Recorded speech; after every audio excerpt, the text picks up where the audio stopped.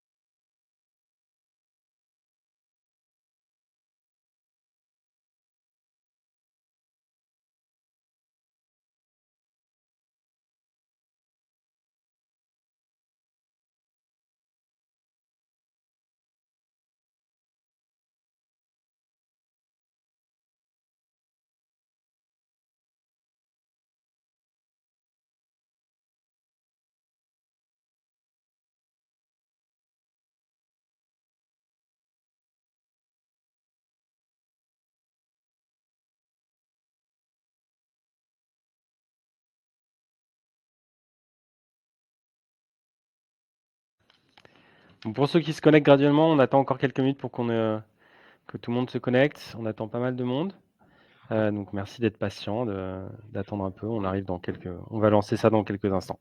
on l'attend encore 3 minutes, Simon? Qu'est-ce que tu en penses?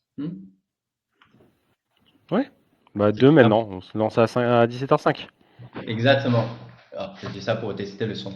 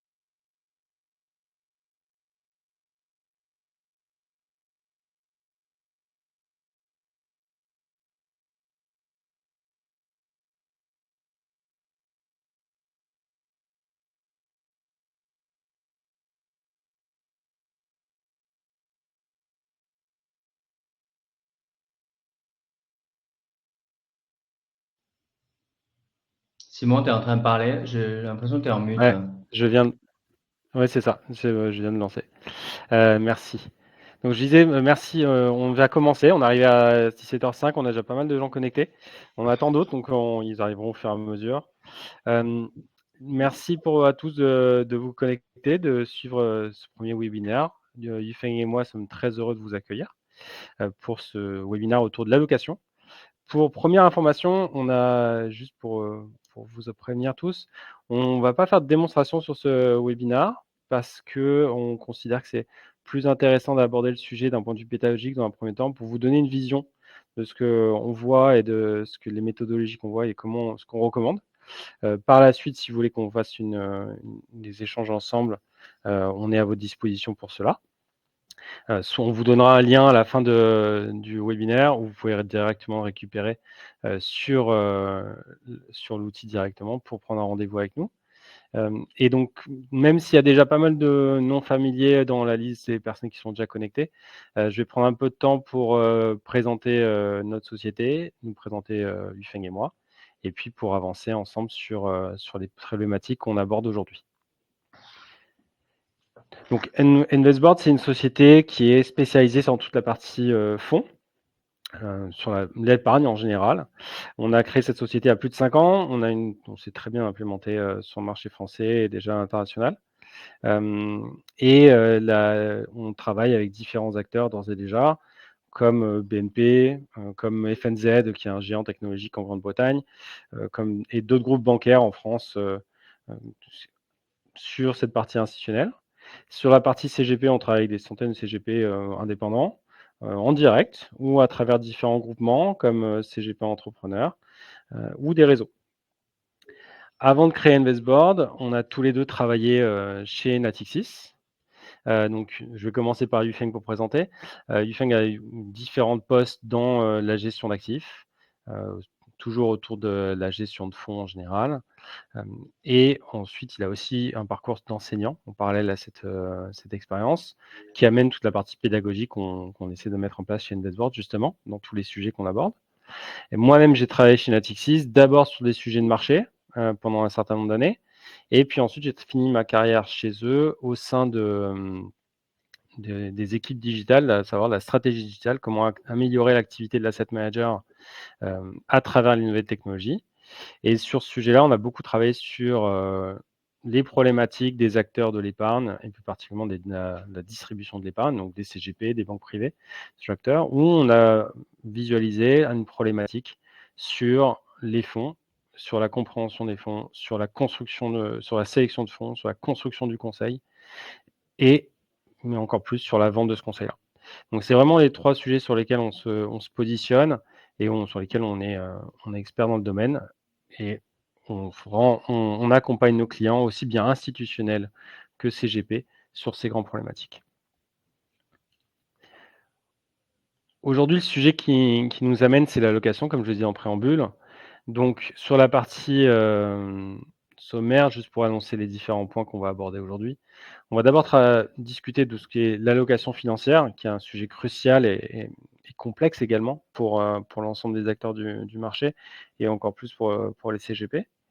Ça implique différentes problématiques, donc à savoir comment sélectionner les meilleurs fonds dans l'environnement qu'on souhaite, comment créer un portefeuille qui soit robuste et qui réponde aux besoins du client tout en étant en ligne avec les perspectives de marché qu'on peut imaginer. Et in fine, comment expliquer et vendre ce conseil auprès du client final, qui a une connaissance financière qui n'est pas forcément très importante et qui a besoin d'accompagnement et d'explications pour pouvoir visualiser la pertinence de votre conseil. Puisque finalement, on peut avoir le meilleur portefeuille du monde. Si on n'arrive pas à le vendre, ça ne nous sert pas énormément à grand-chose pour faire grandir notre business. Donc on va attaquer avec le premier sujet. Et le premier sujet, c'est autour de l'allocation financière et des enjeux commerciaux autour de l'allocation financière. Donc d'abord, dans un premier temps, on voulait avoir un peu de définition autour de ce sujet-là, qui est de dire, c'est un sujet clé pour différentes raisons, parce que finalement, une des raisons pour laquelle les clients quittent les banques ou d'autres acteurs pour aller voir des CGP, c'est en partie parce qu'ils ne sont pas contents de la prestation qu'ils ont sur cette activité-là, au sein de leur partenaire historique. Et donc, c'est un sujet sur lequel les CGP sont beaucoup attendus.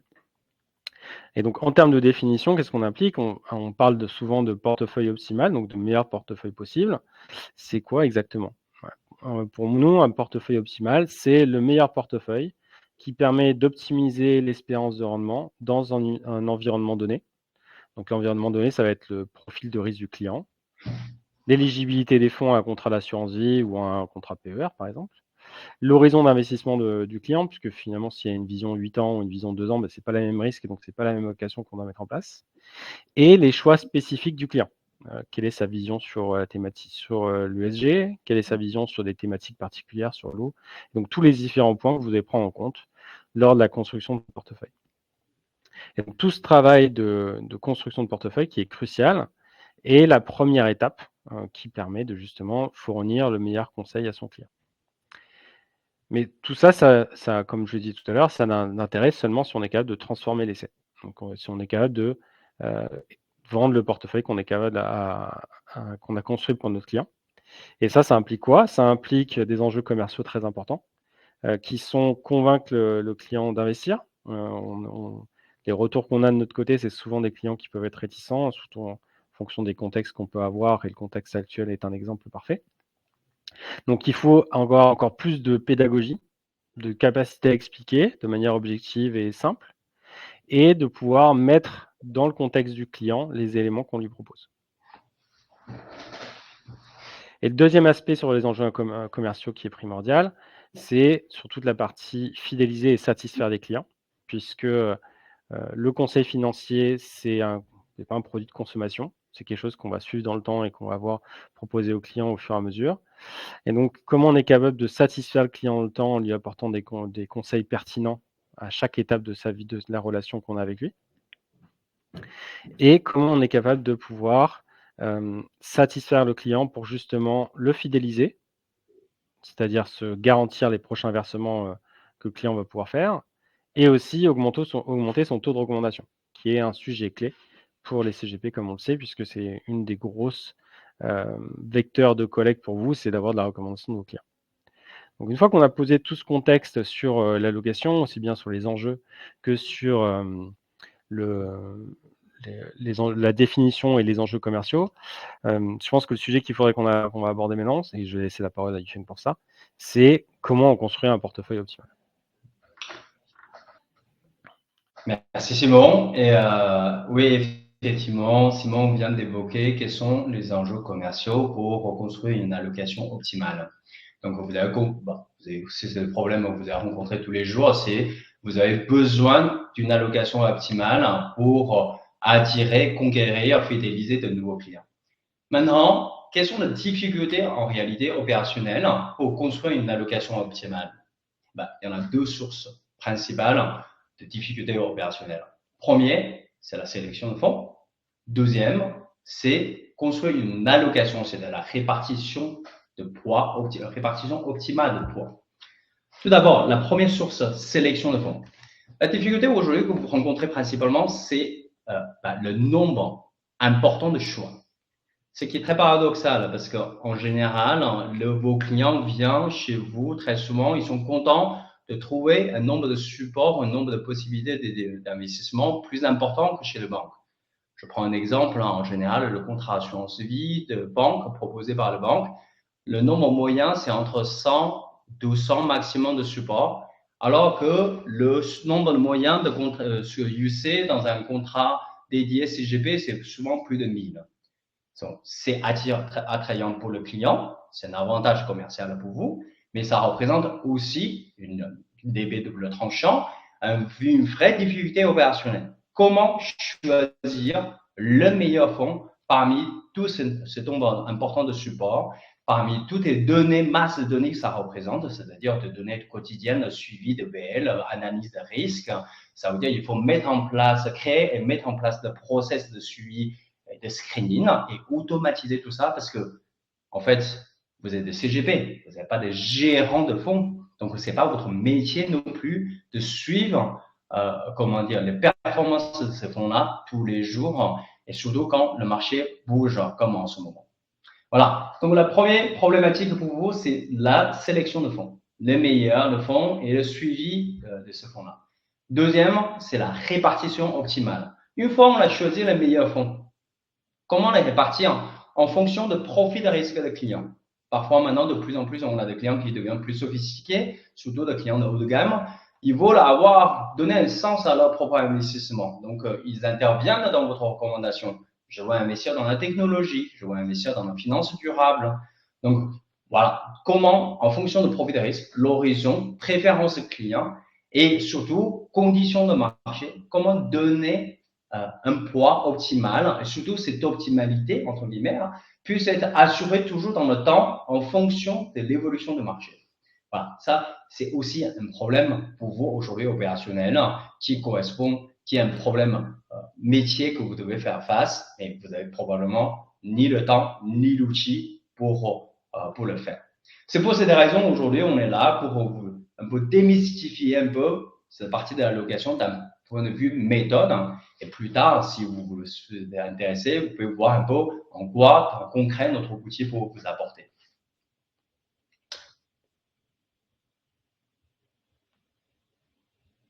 Simon, peut-être que tu peux expliquer un peu comment on définit un portefeuille optimal chez Investboard. Oui, bien sûr. Comme Dufeng le disait précédemment, il y a toute une étape de sélection et on va le voir un peu juste après. Mais finalement, lorsqu'on construit un portefeuille optimal, une des problématiques de départ, c'est de dire comment je m'assure de trouver les meilleurs fonds au sein de mon contrat d'assurance vie, au sein de mon contrat PER, au sein d'une liste de fonds avec l'investissement qui est répartie de manière optimale, c'est-à-dire qu'on va maximiser le rendement du portefeuille par rapport au profil de risque qu'on a choisi pour le client, enfin que le client a finalement, qu'on a déterminé avec lui. On l'a vu précédemment, la construction d'un portefeuille optimal, c'est crucial dans l'activité d'un CGP. Et donc finalement, je te repose la question, Yufeng. Comment on peut créer un portefeuille optimal?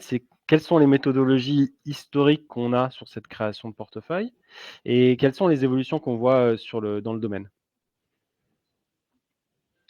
Oui, ce que je disais tout à l'heure, pour créer une allocation optimale, il faut d'abord avoir les meilleurs fonds. La question, c'est comment sélectionner le meilleur fonds. Déjà, définir c'est quoi le meilleur fonds. Est-ce que c'est un ETF? Est-ce que c'est un fonds actif? Est-ce que c'est le fonds le plus performant ces derniers temps, c'est les 3 dernières années, 5 dernières années? Est-ce que c'est le fonds le moins volatile? Est-ce que c'est un fonds qui représente le plus fort ratio Sharpe? Voilà, dans cette simple question, ça représente déjà des sujets assez structurels, à la fois sur une question de choix et à la fois sur une question de méthodologie, le choix d'univers et méthodologie d'analyse. D'abord, le choix d'univers. Moi, je vais évoquer un sujet simple.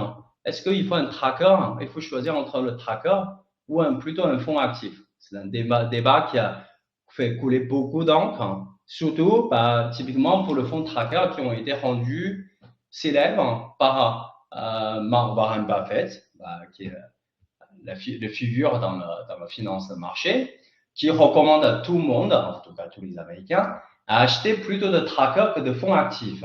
Parce que, selon lui, et confirmé par beaucoup de presse, que ce soit internationale ou française, il n'y a que 10% de fonds actifs qui sont capables de battre le fonds tracker. Donc, pour lui, vu la transparence offre par le fonds tracker à faible frais, il faut mieux investir dans le fonds tracker. Je pense que c'est plutôt une bonne recommandation, surtout recommandée par Warren Buffett, je ne vais pas le contredire. Mais il faut aussi relativiser un peu cette recommandation et ramener notre analyse sur le contexte dans lequel il a fait cette recommandation. Tout d'abord, ce qui est un peu paradoxal, c'est que Warren Buffett lui-même est un gérant de fonds actifs. Comment il peut proposer tout le monde à investir dans des fonds passifs? Bien, en fait, en réalité, il y a deux choses. C'est plutôt qui se rejoignent sur un point, c'est le côté marketing commercial. Je m'explique. Tout d'abord, Warren Buffett lui-même, il y a très peu de gens qui savent ça, lui-même, il est actionnaire pratiquement de 30% de sociétés américaines spécialisées dans les ETF. Donc, il a vraiment un intérêt fort que tout le monde aille investir dans ces sociétés-là. acheter ces produits-là. Première chose. Deuxième chose, c'est que lui, il avait une intime conviction qu'en fait, on n'a pas besoin de CGP. D'ailleurs, sa recommandation entière, c'est le conseiller financier, plus d'équivalent CGP américain, ne sert à rien. Le client des Américains, vous pouvez acheter directement de fonds actifs et vous pouvez gérer votre propre retraite. En fait, pourquoi il dit ça? C'est aussi parce qu'il a des sociétés de plateformes qui commercialisent le tracker en direct en contournant la plateforme de distribution de CGP. Voilà, c'est pour ça que j'ai évoqué ce contexte entre parenthèses pour tout simplement dire à tout le monde, parfois qu'on entend que tracker est mieux que le fonds actif, il faut qu'on relativise un peu cette recommandation par rapport au contexte et contexte surtout la volonté de départ de ce monsieur hyper connu. De l'autre côté, maintenant je reviens sur le fonds actif. Le fonds actif qui subit un peu de mauvaise presse, mais il faut quand même comprendre bien un peu sur le sujet de la qualité d'analyse et surtout le moyen mis par l'industrie de l'asset manager sur l'analyse.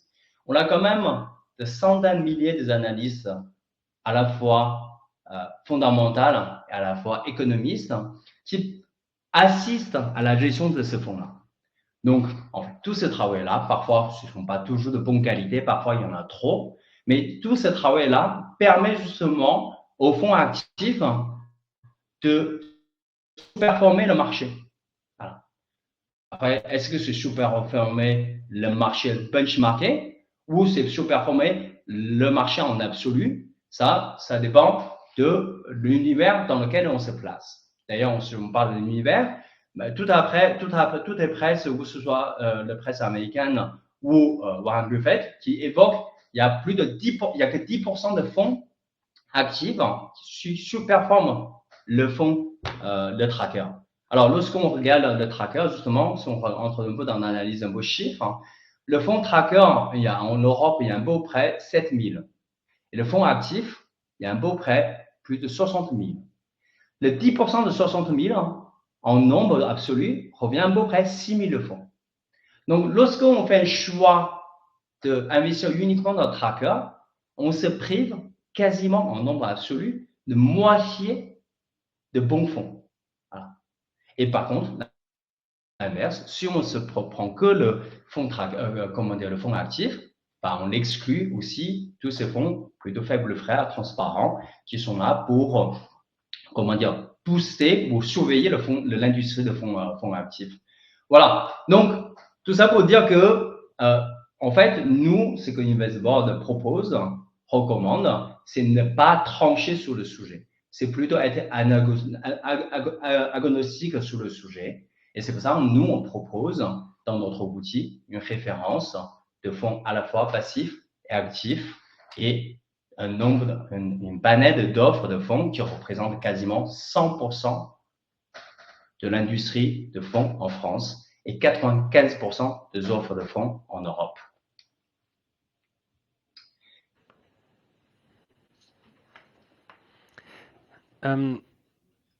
Et en termes de méthodologie, exactement, comment on préconise Yufeng? En termes de méthodologie, c'est-à-dire, une fois on a défini l'univers de fonds, la question c'est comment on analyse, comment on définit c'est quoi un meilleur fonds. Le meilleur fonds, souvent on l'entend, c'est utiliser la méthode d'analyse historique, performance historique. On entend souvent, on va prendre la performance ou la volatilité ou la ratio Sharpe de 3 dernières années, 5 dernières années. Il n'y a pas que le monde de CGP, même les institutionnels utilisent cette méthode-là.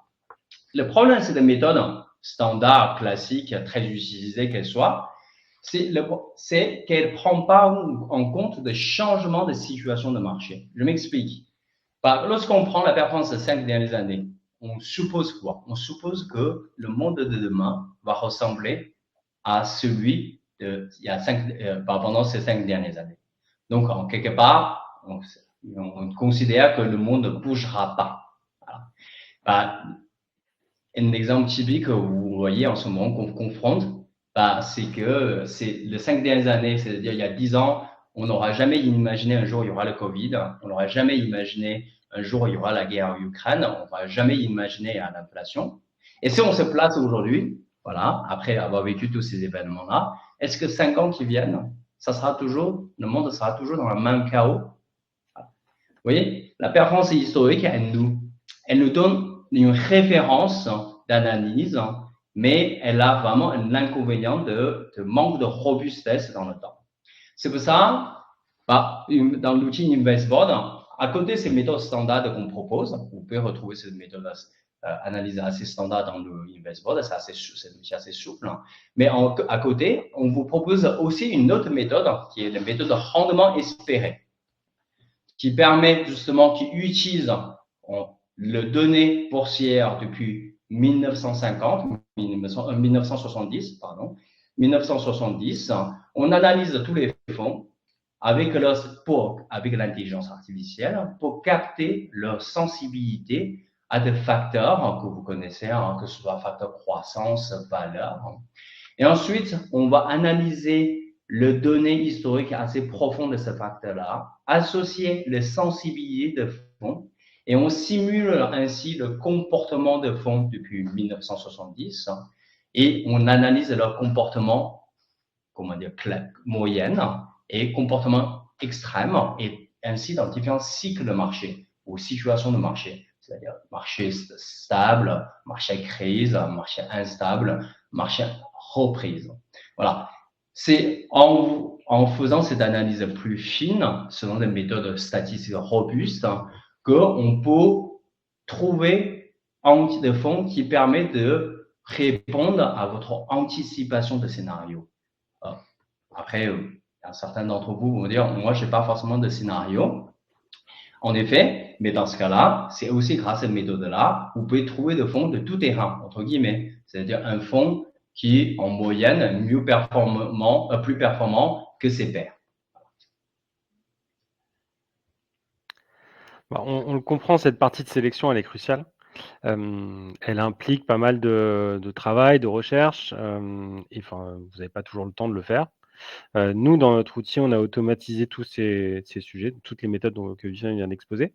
Et on sera heureux de répondre à des questions sur ce sujet ou sur les autres. Je vois qu'il y en a déjà quelques-unes qui sont arrivées. On prendra le temps de le faire à la fin pour celles sur lesquelles on peut. Sinon, avec plaisir pour échanger avec vous en direct. Mais Yufeng, maintenant qu'on a fait cette sélection-là, et qu'on a pris en compte tous les tenants et les aboutissants en fonction des différentes méthodes, comment on construit ce fameux portefeuille optimal dont je parlais tout au début?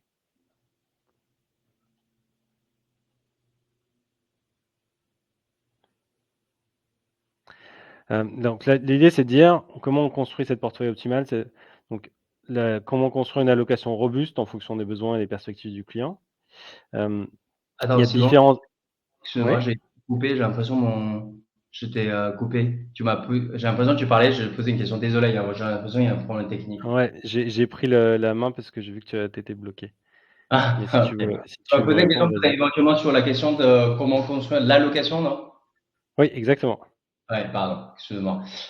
Donc, du coup, oui, je viens de tout à l'heure, je vous ai parlé comment, comment dire, quelles sont les méthodes classiques pour choisir le meilleur fonds et quelle est la valeur, qu'est-ce qu'on recommande InvestBoard comme méthodologie innovante.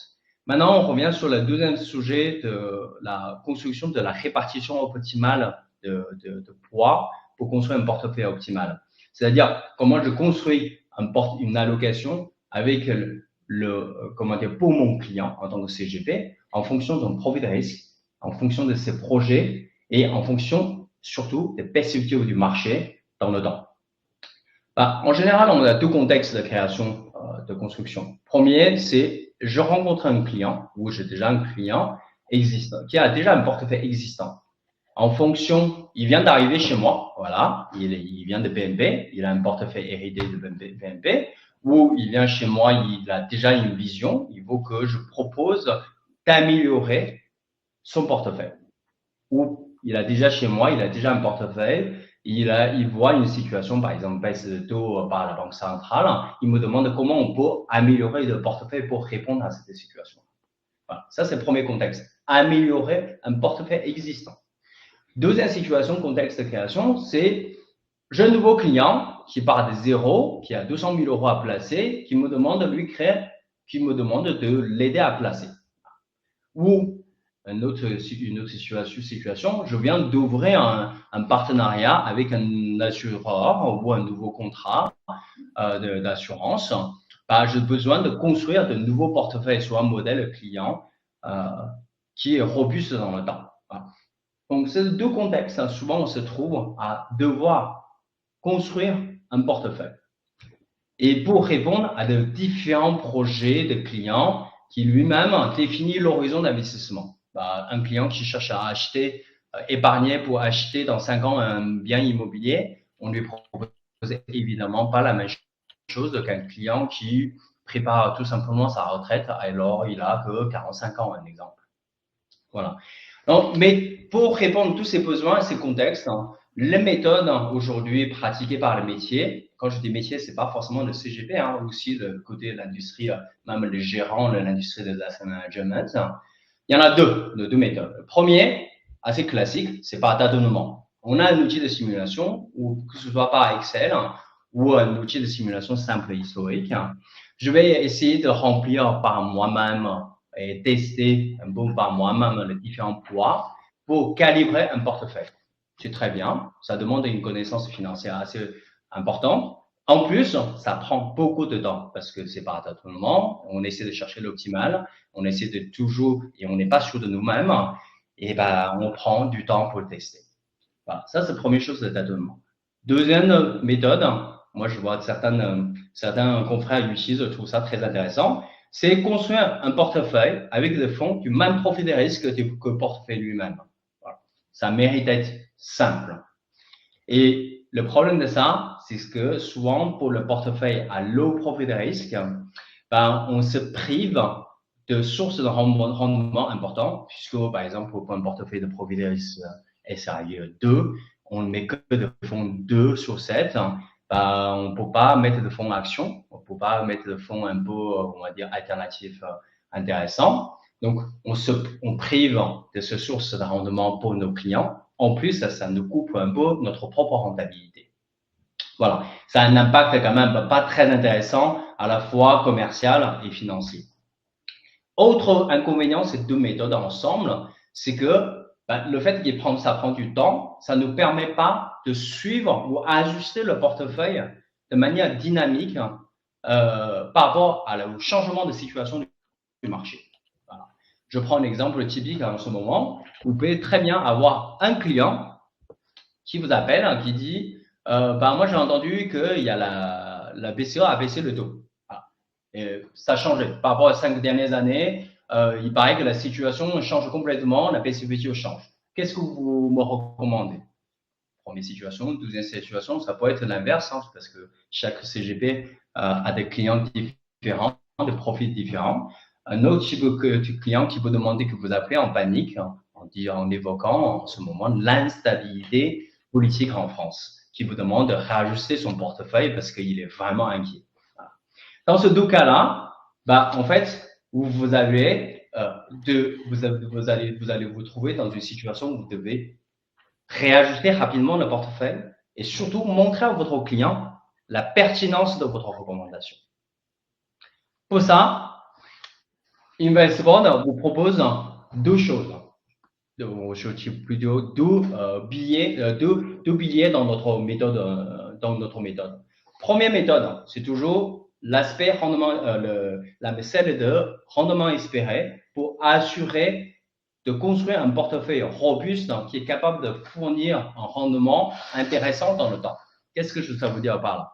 Ça veut dire que, en fait, on va prendre le fonds dans le fonds que vous avez choisi précédemment avec la méthode qu'on avait proposée.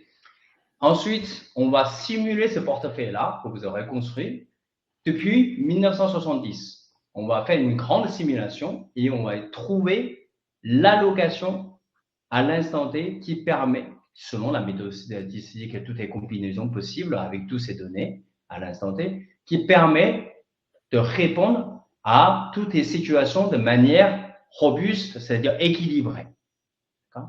Donc, Avec cette méthode-là, on ne base pas une optimisation qui répond uniquement à la situation de 5 dernières années ou 10 dernières années.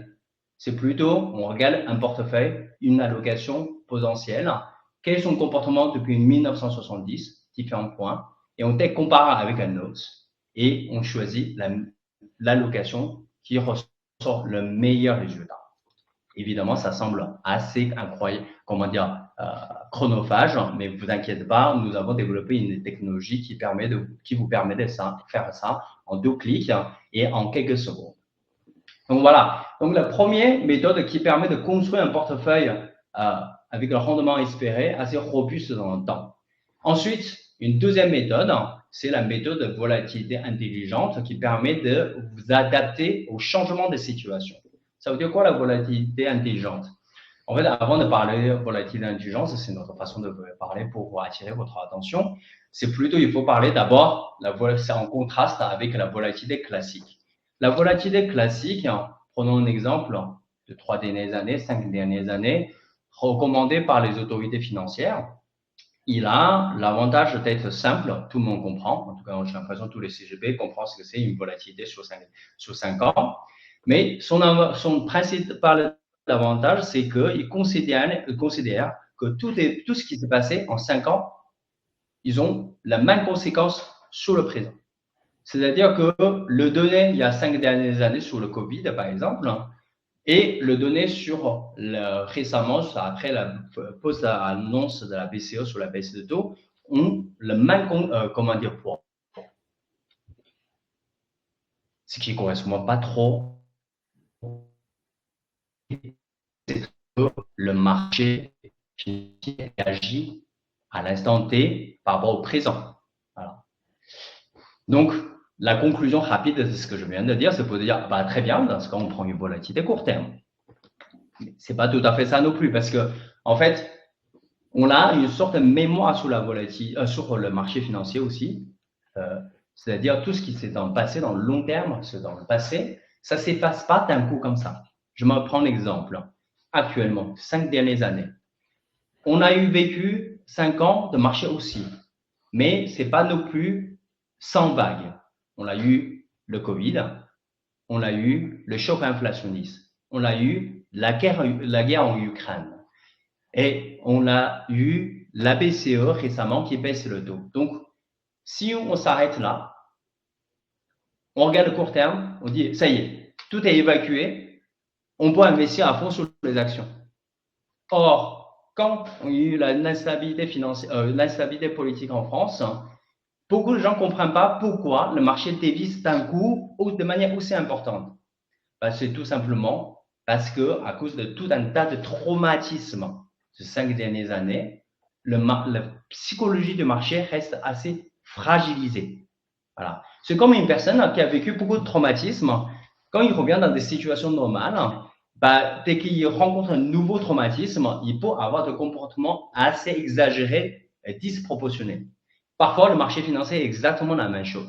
C'est pour ça, dans Investor, pour vous aider à vous ajuster vos portefeuilles face à des changements de situation de marché, nous proposons de mesurer la volatilité en pondérant les informations court terme de manière plus importante que le long terme. Donc, on n'efface pas le mémoire du long terme, tout simplement, on le pondère de manière moins importante que les informations court terme, ce qui vous permet à la fois d'être réactif par rapport les situations du marché, les changements, variations du marché, tout en gardant une certaine robustesse ou consistance dans le temps.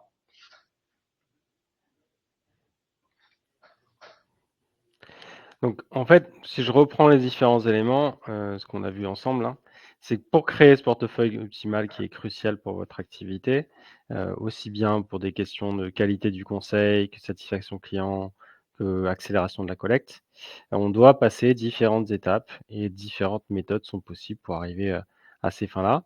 Nous, notre positionnement là-dessus, vous l'aurez compris, c'est de faciliter la tâche sur ces sujets en amenant des évolutions qui sont, cruciales pour l'industrie. Pour vous faire gagner du temps et pour vous faire gagner en qualité du conseil. Mais in fine, ce que vous allez me dire, je pense, c'est que On a beau avoir le meilleur portefeuille du monde, si on n'arrive pas à le vendre, ça ne sert pas à grand chose. Puisque finalement, c'est ça qui est important pour tout le monde, c'est être capable de faire grossir son chiffre d'affaires, de faire grossir ses encours sous gestion. Donc finalement, c'est aussi une grosse problématique qu'on a identifiée, qui est liée à l'allocation et qui est liée au portefeuille en général. Donc le constat qu'on fait, nous, sur cette partie-là, c'est qu'actuellement, la plupart des outils qui sont destinés à la gestion de patrimoine et la gestion de l'épargne en général, qui font des analyses un peu comme les nôtres, sont des outils qui sont très, orientés autour de l'utilisation d'experts qui sont dédiés à cette fonction, et sur lesquels la partie vente n'est pas très mise en avant, en tout cas n'est pas simple de mettre en place. Pourquoi? Parce que, de ce qu'on constate, c'est le retour qu'on a de nos clients également, bien évidemment, c'est que la documentation qui, peut être extraite de ces outils est pas forcément adaptée à une perspective de vente, parce qu'elle est trop fouillue et trop complexe, il y a trop d'éléments. Et donc finalement, on finit par, avoir 2 possibilités.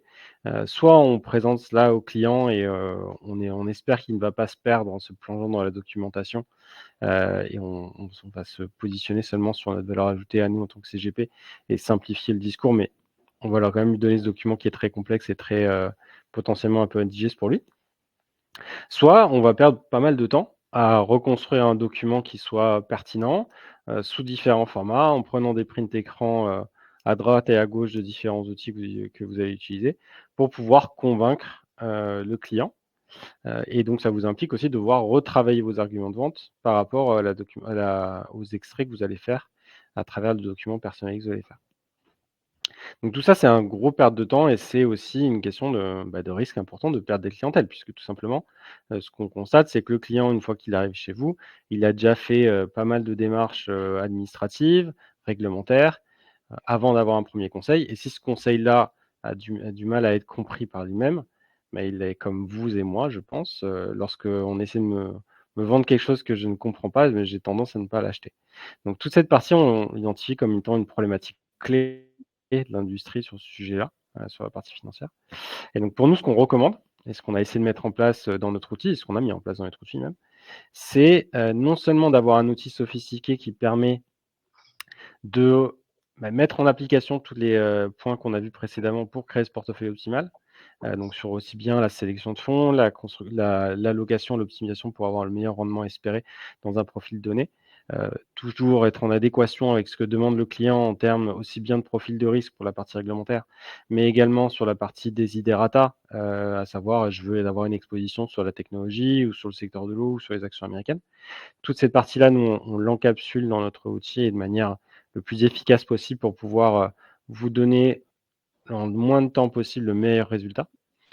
Et à côté de ça, ce qu'on met en place, c'est des fonctionnalités qui permettent et ce qu'on recommande à nos clients, bien évidemment, parce que finalement, nous, on a un outil, donc on donne des fonctionnalités, mais c'est, le client qui l'utilise et qui met en place les cas d'usage les plus pertinents pour lui. C'est de mettre le contexte du client final dans la perspective de vente d'un portefeuille financier. Pourquoi? Parce que le client final n'a pas forcément une connaissance très aguerrie de la finance. Il vient d'ailleurs voir un CGP pour cette raison-là, comme il pourrait aller voir un médecin, lorsqu'il a un problème et donc il vient recueillir ce conseil. Mais, d'avoir son contexte, ça lui permet aussi de se, mettre sur, quelque chose qu'il connaît et sur quelque chose qu'il a déjà en connaissance. Donc être capable d'intégrer le portefeuille du client, Yifeng parlait au départ de l'exemple de la BNP. Donc intégrer le portefeuille qu'il a actuellement à la BNP, lui faire un diagnostic de ce portefeuille en quelques clics et dans la foulée, lui proposer une alternative, sur un document simple, clair et capable pour lui d'être, compris et pour vous d'appuyer objectivement votre discours commercial, c'est ce qu'on voit chez nos clients, ça permet d'accélérer la collecte de manière très importante. Donc on a fait le tour là sur les différents sujets qu'on avait abordés. On est dans le temps qu'on s'était fixé puisqu'on arrive à 17h45 et on a fait le tour des différents points. Donc on va ouvrir la session des questions-réponses, si ça vous, pour avoir ces points. Il y a déjà des questions qui ont été posées dans le chat. On va les prendre Alors, au fur et à mesure. il y a des questions très, il y a des Simon, tu m'entends? J'ai l'impression que je suis coupé. Oui, Tu c'est bon, m'entends? vas-y, je t'en prie. Il y Fonce. a des questions très très intéressantes. Il y a plus oh bah, très souvent. Je prends une des questions, qui revient tous les temps.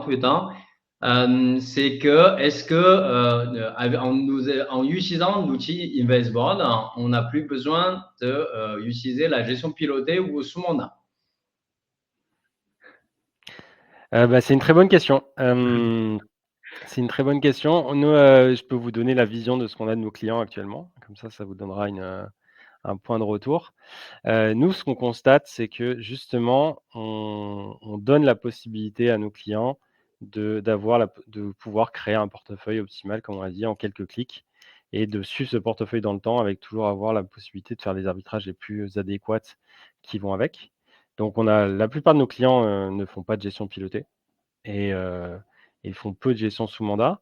Néanmoins, certains peuvent tout de même faire de la gestion certains font tout de même de la gestion sous mandat, mais dans des cas un peu spécifiques où on a un client qui a un volume financier assez important et qui demande, une allocation au Luxembourg avec, des produits un peu spécifiques.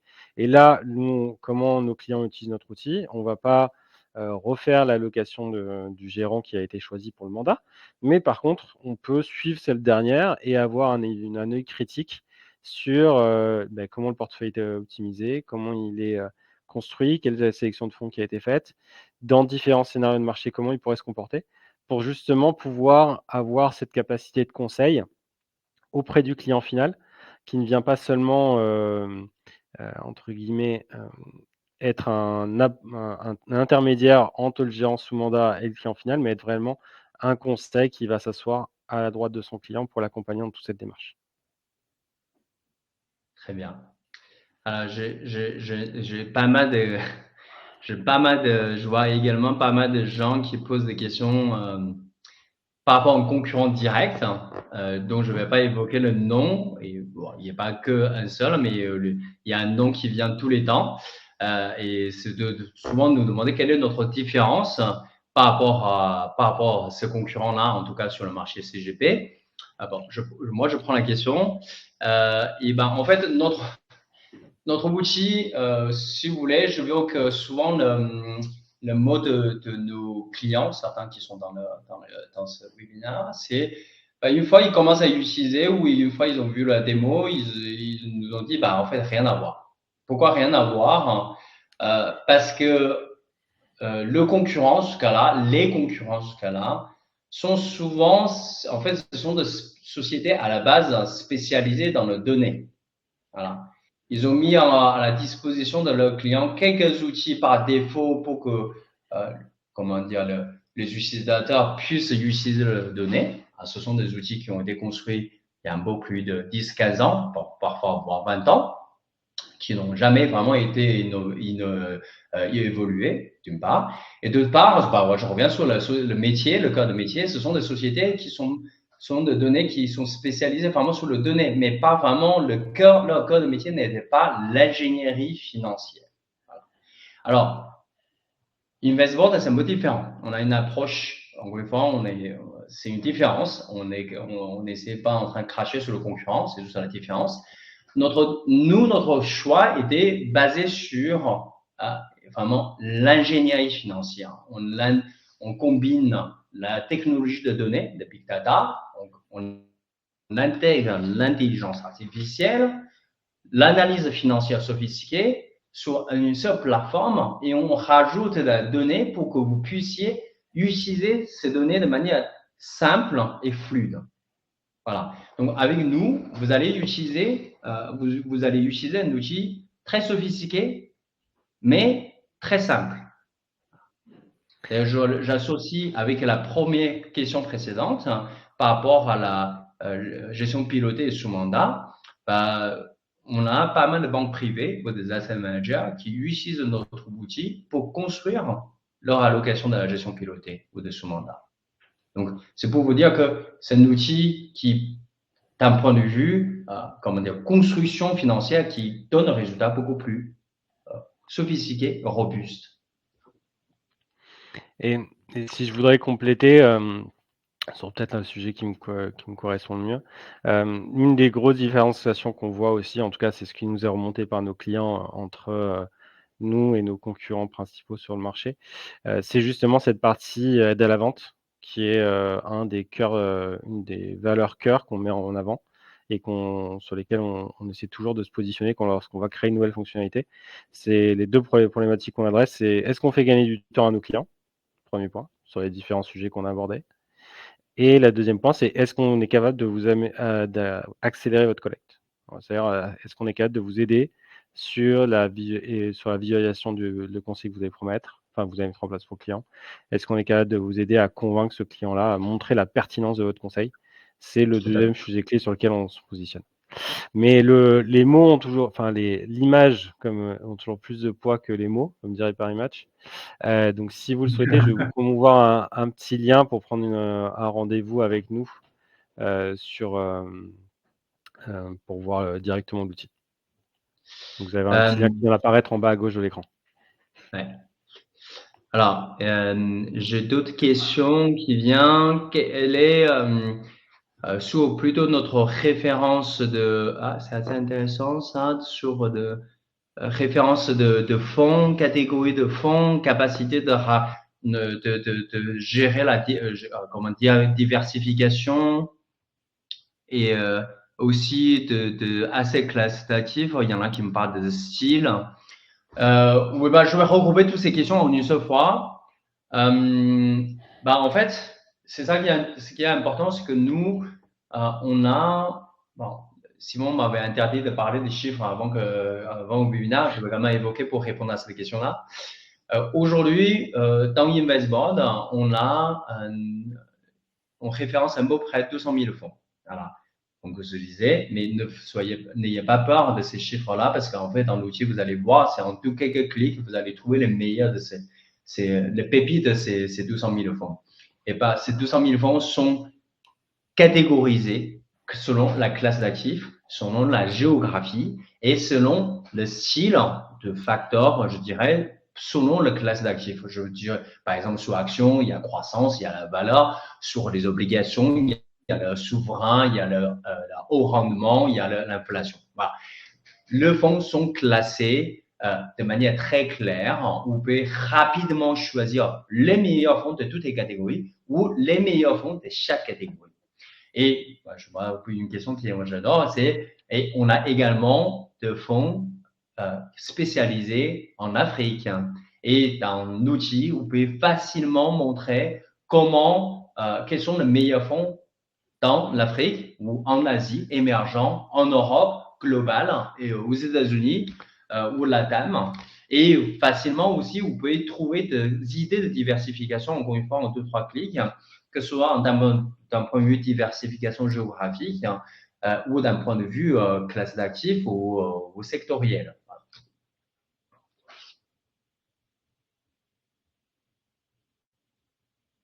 Une autre question qui revient là et enfin 2 questions que je vais combiner en une, comme tu viens de le faire, parce qu'on commence à manquer de temps potentiellement. C'est quelles sont les prochaines nouveautés? Donc ça, je te laisse parce que tu es en charge de la partie produit et aussi en termes de toujours nouveautés, on a une question qui nous vient sur la partie non cotée. Est-ce que, on est, capable d'intégrer potentiellement ce type de produit, à savoir SCPI, Private Equity et autres? Et puis ensuite, il y a une question sur les structurés aussi qu'on adressera après, que je prendrai après, par la suite. Du coup, je réponds à toutes ces questions. Tu réponds juste Ok. à la nouveauté et l'intégration du non-coté hors structuré. Les structurés, je m'en chargerai. Ouais. Alors, en termes de nouveautés, première chose, c'est on a une philosophie, en fait, je disais, InvestBoard, c'est un outil qui combine la technologie d'un côté et de l'autre côté, l'innovation sur la simplification d'utilisation. Euh, on veut un outil qui soit utilisable à la fois par le grand professionnel spécialisé, on va dire l'ingénieur, comme par quelqu'un totalement complètement connecté au client comme CGP. Donc, notre nouveauté, notre prochaine nouveauté déjà prévue, ce sont de vos améliorations d'utilisation simplifiée tous les temps, sans cesse. Là-dessus, c'est quelque chose qu'on livre, on rénove assez fréquemment. Première chose. Deuxième chose qu'on est en train de, comment dire, nouveauté qu'on arrive, c'est vraiment sur la partie allocation, que vous puissiez non seulement construire une allocation assez facile, de manière intuitive, en quelques clics. En plus, l'intelligence artificielle va vous aider à construire des arguments sur l'explication de cette allocation-là. Et dans le temps aussi, comment, pourquoi cette allocation doit évoluer. Voilà. Ça, c'est une grande nouveauté que nous-mêmes, on est en train de travailler. On ne fixe pas le délai de sortie, mais c'est un sujet sur lequel on focalise beaucoup d'énergie à ce moment-là. Donc, voilà, tout ça pour dire que tout est fait pour que vous puissiez vous concentrer sur votre client et leur apporter et prouver votre expertise.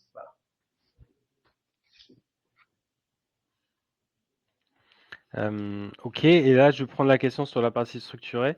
Donc la question c'était est-ce qu'on peut battre les unités de compte structurées qui ont des produits pour faire qui engendrent beaucoup de frais et qui privent de la rentabilité et bloquent l'argent au client. Donc la question est assez précise. La réponse est assez claire pour nous. Oui, les portefeuilles qu'on crée permettent d'avoir une rentabilité qui est assez importante. Après, ça dépend toujours des contraintes que vous allez avoir, hein. Si la liste de fonds que vous avez choisie n'est pas très bonne, mais on aura du mal à faire un portefeuille très efficace. Mais dans les plupart des contrats qui sont ouverts au CGP, comme le disait Yufeng au départ, on a quand même un choix qui est très large et donc on a beaucoup de chances de tomber sur des fonds qui sont bons, voire très bons. Donc la rentabilité vis-à-vis d'un produit structuré qui sont aujourd'hui assez en vogue sur les portefeuilles concrets sont assez. C'est pas vraiment un sujet pour nous. Après, on a des clients qui font aussi des structurés, mais qui font le structuré à côté du portefeuille qu'ils vont construire. Donc ça vient un complément de la location qu'ils vont construire avec notre outil.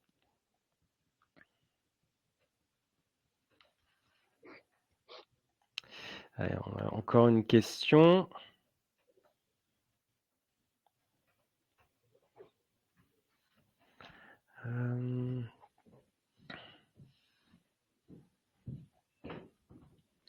Oui, sur le private equity, est-ce qu'on a des choses qui pourraient arriver ou pas dans un futur plus ou moins proche? Sur private equity, c'est un grand sujet de l'industrie. Hein. Comment dire, il y a la tendance et le stock. La tendance, elle est plutôt bonne, donc tout le monde est en train d'en parler. Je vois qu'il y a beaucoup de côté de l'offre, ça bouge énormément. Tous les private equity sont en train de s'intéresser au côté distribution retail. Pour plein de raisons. Une des raisons, c'est qu'eux-mêmes, ils ont du mal à lever aujourd'hui auprès des instituts, donc ils s'orientent vers évidemment le client retail. Alors, historiquement, c'est une partie qui est négligée un peu. Donc voilà, donc c'est tout nouveau la tendance. Et côté Dinel Stock, il y en a très peu. Il y a très peu de comment dire, de clients qui historiquement avaient investi, je veux dire clients finaux de CGP, historiquement investi sur le private equity. Donc ça, c'est une tendance à surveiller pour nous. De toute façon, à partir du moment où ça devient quelque chose d'important, importante pour le métier, pratiquement un outil un produit nécessaire pour votre conseil, c'est naturellement quelque chose qu'on va intégrer dans notre roadmap. Voilà, ça c'est quelque chose de très important à souligner en termes de tendance et notre volonté là-dessus. Deuxième chose, c'est plutôt une idée un sujet plutôt connaissance, une culture générale pour dire concernant l'allocation encore. Private equity, il y a un vrai sujet de données. C'est-à-dire que si on veut intégrer le private equity dans la construction d'allocation, c'est un sujet, c'est-à-dire ils n'ont pas la main de données, quasiment très peu de possibilités de récupérer la valorisation de manière régulière par rapport au fonds, au PC. Voilà. Donc, à partir de là, quelle est la robustesse de portefeuille d'allocation qu'on peut construire, qu'on peut assurer? Ça, c'est un vrai sujet une vraie problématique de l'industrie on n'en parle pas, mais tous les asset managers regardent, y compris nous. On sait qu'on avance. Le jour que, quand ça sera intégré dans notre roadmap, on vous apportera sûrement une innovation là-dessus.